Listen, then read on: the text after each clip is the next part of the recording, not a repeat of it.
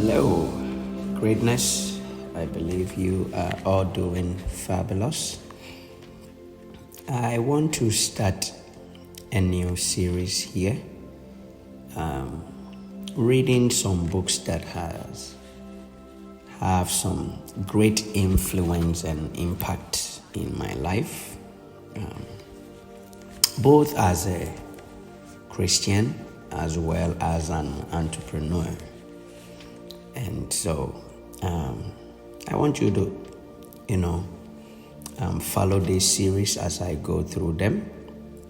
So again, it's going to be more reading of some books that has been a huge blessing to me. And I just want to share it with all of you out here.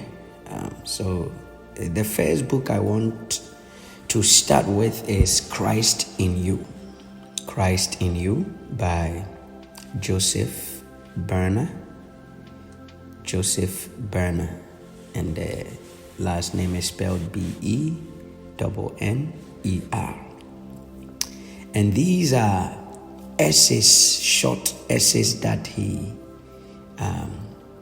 wrote. And so it's going to be a daily thing. It'll come your way every day. I guess since it's 45, that means for the next 45 days, we are going to go through this and enjoy it, build ourselves up together, because I believe that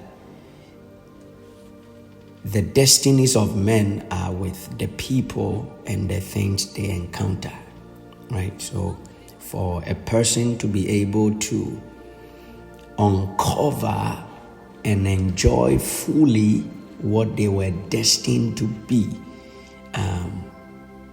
it will always unravel or become a reality based on the people that they encounter as well as the things. And some of these things could be the books that they read. So please, I want you to join me. This is going to be a 3-part edition, as I've just said, of 45 essays.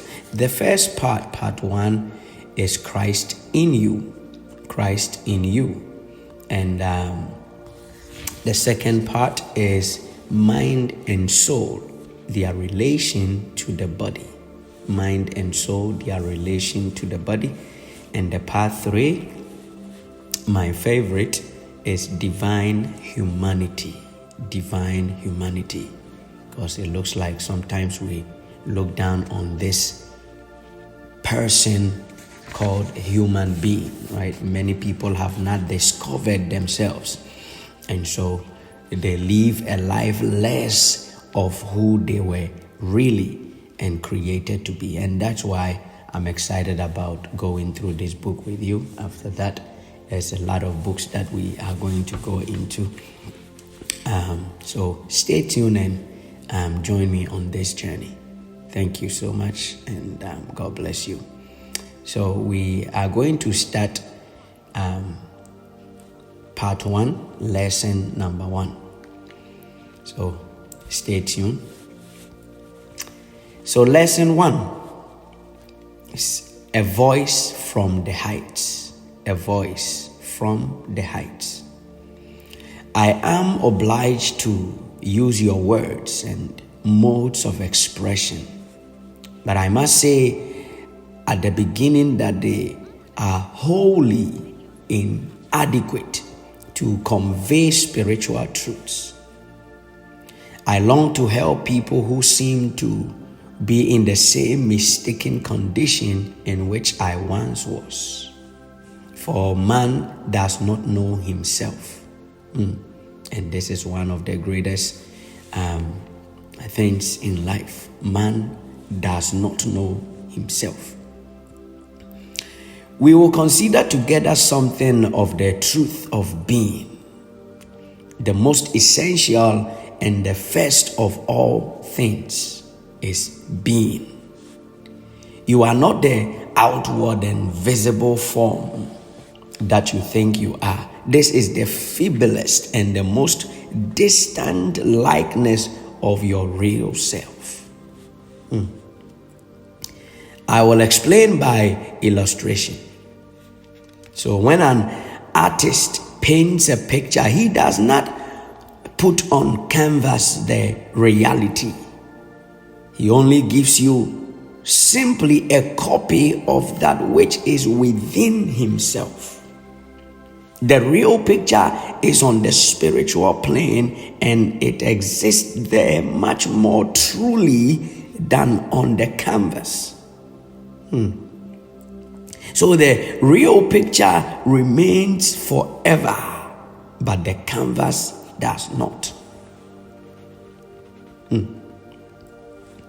No poet can give you his true poem. He does his best to convey something of its beauty, something of its life, but even then it is far removed from his ideal.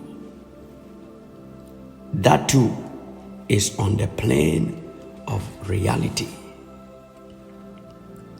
So what Joseph Benner is saying here is that everything that we experience in the natural plane, the physical plane here, is not the reality. It's not the truth of what it really or it truly is.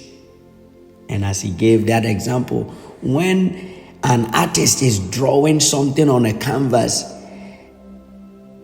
we look at the picture and we are amazed, right? We are amazed about what has been created. But if we could truly see into the mind and the heart of the artist, we talk about Picasso and his drawings and paintings and all of those things. But if you could dive into the very heart and the core of Picasso, you will realize that the things he saw in his mind's eye were much beautiful than what he actually put on the canvas.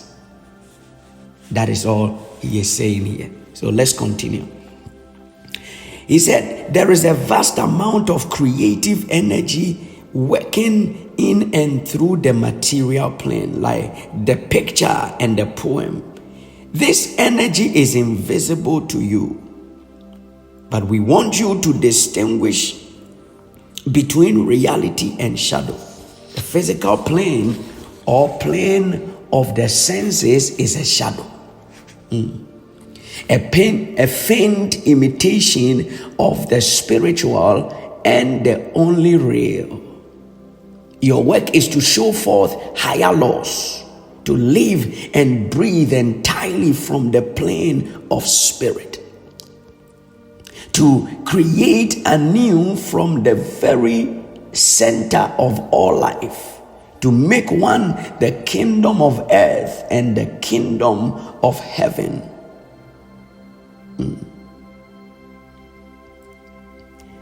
So, to bring that unity, that oneness between the kingdom of earth and the kingdom of heaven.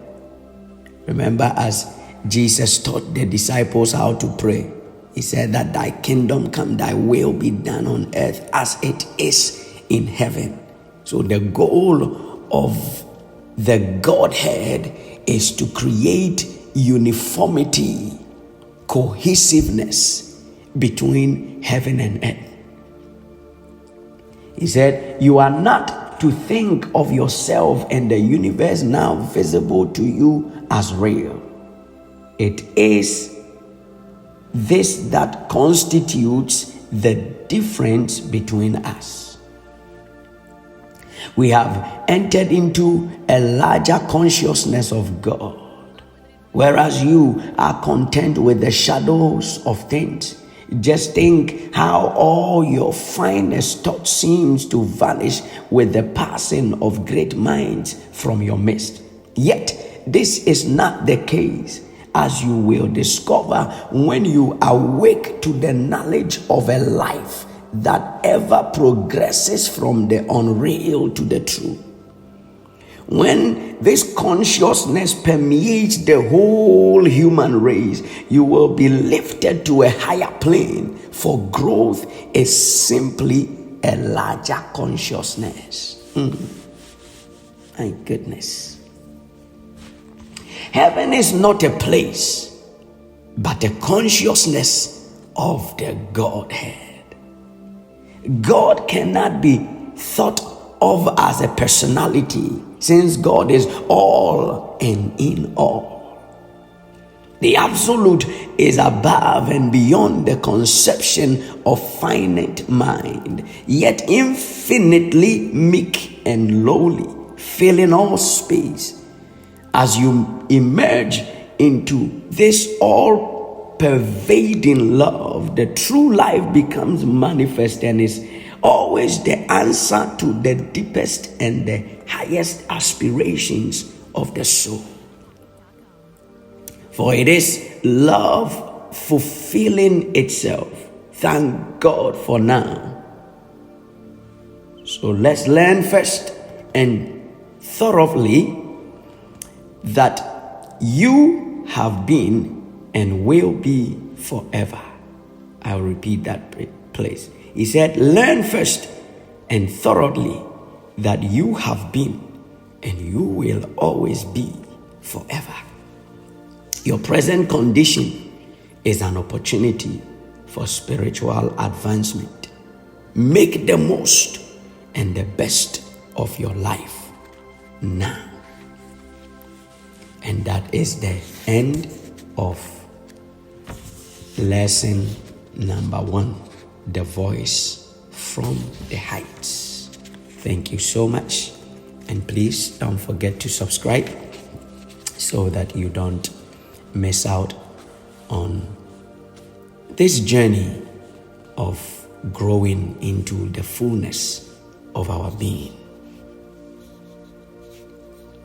So, I want to also encourage you that if you can put in the chat, right, in the comment section, what stood up with you in this first lesson. I will join the conversation. For me, what really stood up to me, a couple of things. One is that he said, when a poet or a painter is painting, what he puts on the canvas or what the poet writes is not a depiction of what they actually see within themselves. There is something deeper in them than what is actually produced on the physical plane.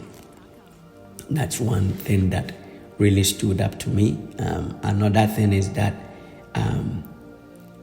he said God, or he said consciousness or heaven is not a place, but a consciousness of God, right? Heaven is not a place, but a consciousness of God. So please put in the comment section what one thing, just one thing that really stood up to you. Thank you once again, and God richly bless you. I'll see you in lesson 2. This is your brother, Vincent Oppong.